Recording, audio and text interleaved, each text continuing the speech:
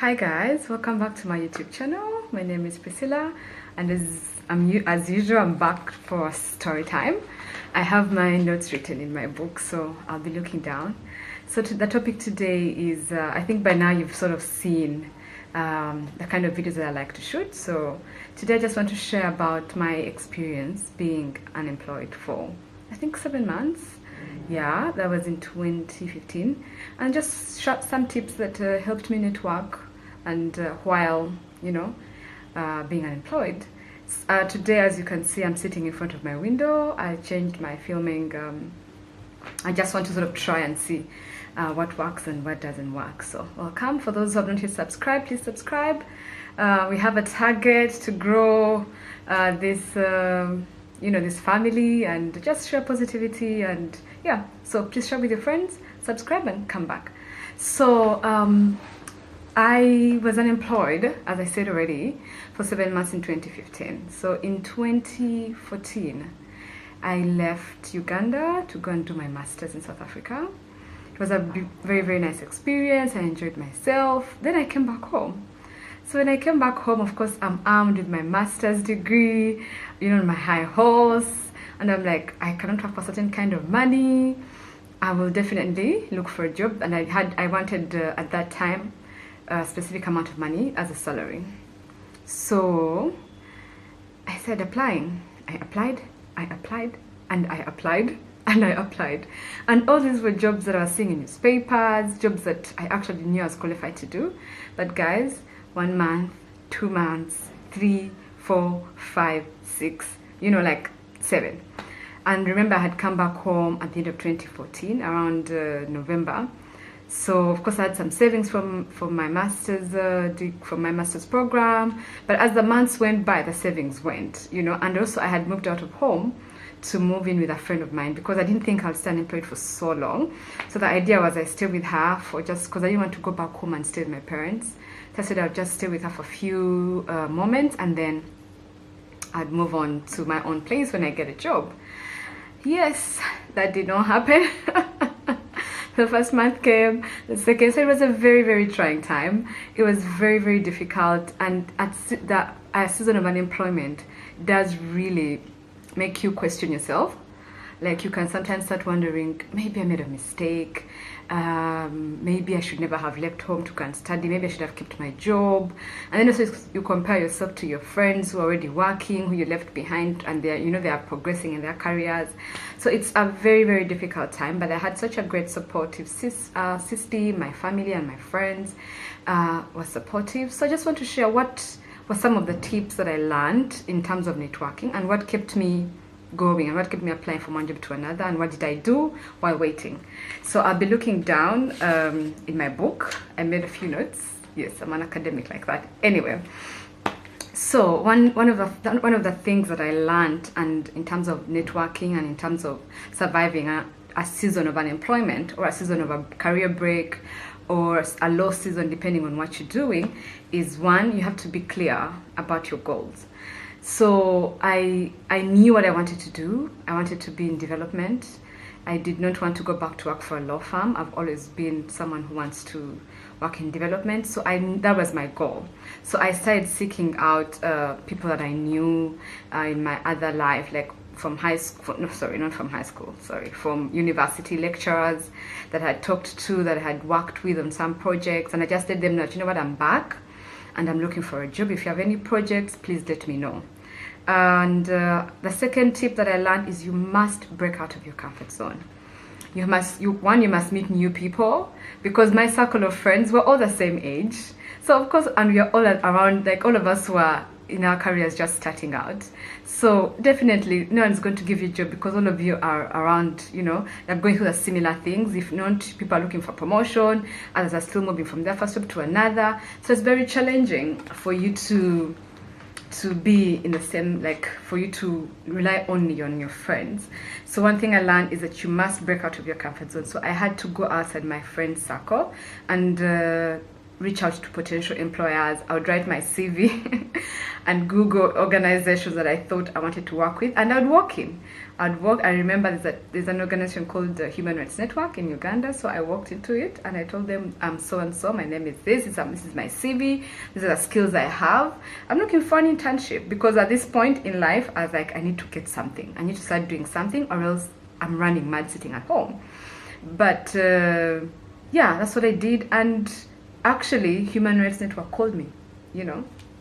They were one of my first employers when I came back from my master's. So they said they don't have, at that time, they didn't have a budget for full-time staff. They couldn't afford me. But then they said that, but we want someone to work with us on this and this project. At that time, it was a project on, I think, Universal something periodic review. Yeah. So I went and I sat and I worked, and I think the first month they actually gave me a salary. Then they said they regularized me. It wasn't the money that I wanted, but it was a great starting point. And even when I was there, I knew that this is a stepping stone to a much better place that I want. But I only could do that after breaking out of my comfort zone. These are people that I didn't know from school. I didn't know any one of them, but I just walked in and I said, you know what? I'm trying to. I'm back from my master's. I have these skills. This is what my master's thesis. This is my undergrad degree, and these are my grades. And yeah, I'm looking for an opportunity. And by God's grace, they called me back. So one of the things you have to do, or I would advise to do if you're in a career break or you are looking for a new opportunity, or you are like me and you're unemployed, is you must get out of your comfort zone. Don't stick to people that you know. Sometimes the people that you know will not get you where you want. They don't have the opportunities that you want. So it's better sometimes to always step out and get out of your circle of friends, because most times that circle of friends are very similar. Like, you're going through similar stuff. All of you are probably 20-somethings, fresh from school, looking for your first breakthrough, or starting your business for those who are entrepreneurs, or writing your master thesis. As in, you're all around the same. So you have to always look outside your circle of friends, and you have to make conversation. So like I would go for networking events, like maybe conferences or meetings where the kind of work that I like to do is being presented. And sometimes I hate talking to strangers, but you must make conversation. And one thing I've learned, or one thing that has been tested, is that actually all of us like to talk about ourselves.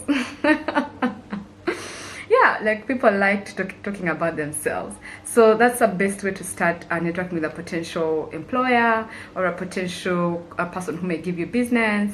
You know, you ask the questions, listen to them, you know, when they're talking, and be genuinely interested, or even looking for a mentor. You know, sometimes when you're unemployed, you're thinking, maybe I'm writing my papers wrongly, maybe something is wrong, and you want someone to look at your work and advise. Yeah, so make conversation, be genuinely interested in people, and that way people always remember you, and they sometimes even strike up a very good friendship, and who knows where it will take you.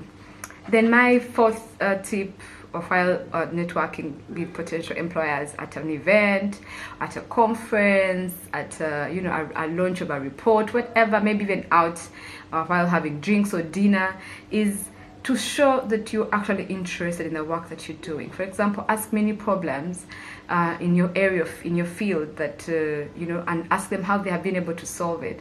For example, if you're into development and human rights, ask about things like the new statutes that are being put in place. If you're into fashion and design, you can ask how they built their business. Like, ask questions that you can actually get an answer, and that will show the person you're talking to that you're actually genuinely interested. And so that when you share your contact, they'll remember that, oh, this girl was very curious, she's someone I could have on my team. Or if you want to work with someone on a project, they'll think of you. So it is not easy, but it comes with practice, and also the way you end your conversation matters. Sometimes I remember going to, I think they were launching a report on, I think it was at Hotel Africana, and there was so I wanted to work in research at that time when I had just come back. So there was a research consultancy that had been eyeing, but I didn't know anyone there. I didn't know how to start, how to approach them. So I went and I just said hello to them. So it's a group of women that have a research consultancy, and for me that was like, you know, those are values that I really wanted to align with. So I had a chat with them and everything, and then when it came to ending my conversation, I was like, I just said, okay, nice meeting you, and then I left. But I did not like end with a punch, you know. So it was just another person who came to talk to the lady, because, you know, but I didn't end with a punch. And when I went back, I said, I wish I'd said something like more, like maybe I should come by your office another time and we talk about this.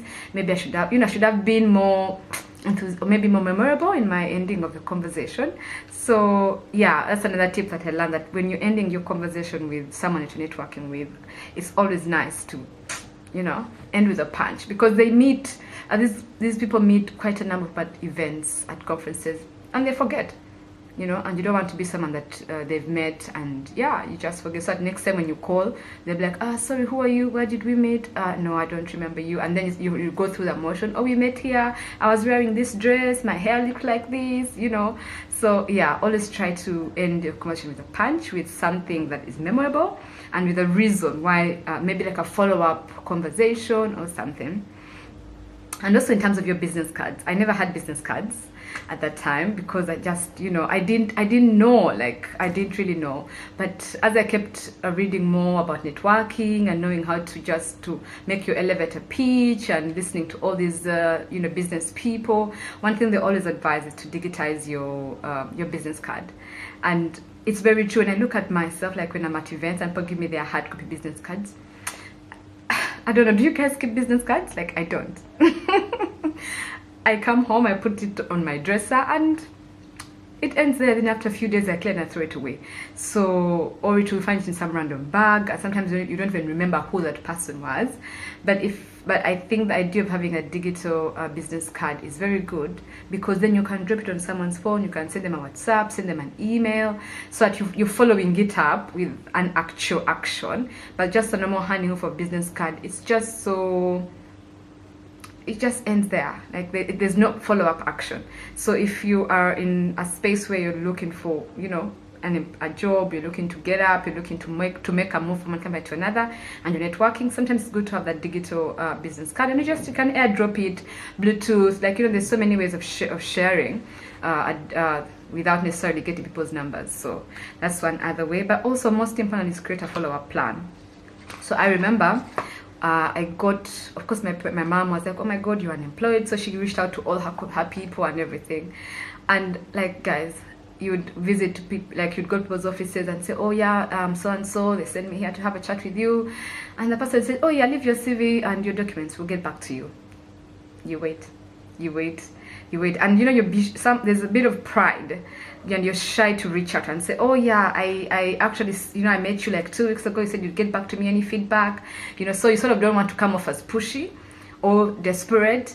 But who cares? You're actually looking for a job or an opportunity or work. Like, truth be told, you need the job. So right now, I would know that following up with a phone call after like a week or 2 weeks is okay, you know, because you're creating a follow-up action plan, because they tell you, okay, leave your papers, we'll get back to you. So that means the person has committed to get back to you. So it's fine for you to actually call him or her and say, look, I met you on this and this day, we had a conversation, you said I should get back to you, any feedback? Because then you keep having false hope of, because people make promises. When you're unemployed or when you're meeting people, that is something that you're going to hear. People make promises, you reach out to your acquaintances, they'll say, oh yeah, we can do this for you, we can do that, but nothing. So sometimes it's good for you to have a follow-up action plan on who you will go to meet, when and where.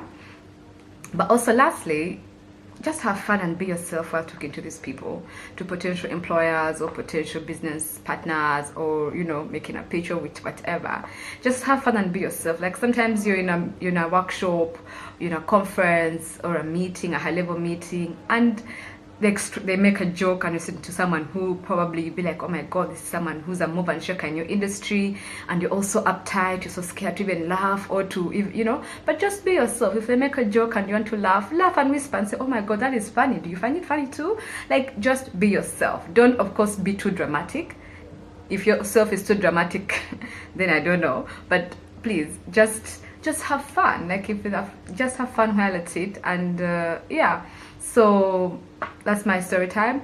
Oh, just to follow up. So after I did my networking, how did I survive while unemployed? I realized that also you have skills that you have to put to use while waiting for a 9 to 5, if you people like us who want a 9 to 5. So I knew that I could write, so I reached out to a few people and said, look, I am looking to write, and I'm looking to get to do some work. So if you have any research gigs, if you have any proposals you want written, reports, you want a rapporteur for a meeting, please let me know. I'm available. And actually, that's how I survived for the 7 months when I was unemployed. I reached out to people and told them about my skills and my availability and what I could do for them. Not necessarily to be a 9 to 5 staff member, but just like a consultant. So I did a few gigs, traveled to Arua to do research, traveled all the way to Lamo, I think. I now went up country to do research. I did some rapporteuring for some conferences. I wrote some research reports. So that is how you can survive this period when you're looking for your dream job. What skills do you have that you can put to use in the meantime as you wait for your dream job to come? Because you can't sit at home and just wait. Time is rushing by, and you have bills to pay, you have things to do. So yeah, look around you, have a self-assessment. What skills do you have, and those skills, which skills can actually be monetized, and reach out to your networks, reach out to your colleagues, to your past employer, and let them know of your availability and what you're willing to do to earn it back. So thank you so much for listening. Thank you so much for coming back. Subscribe, share, and drop me a comment, and let me know if this video, if you want more of these story times.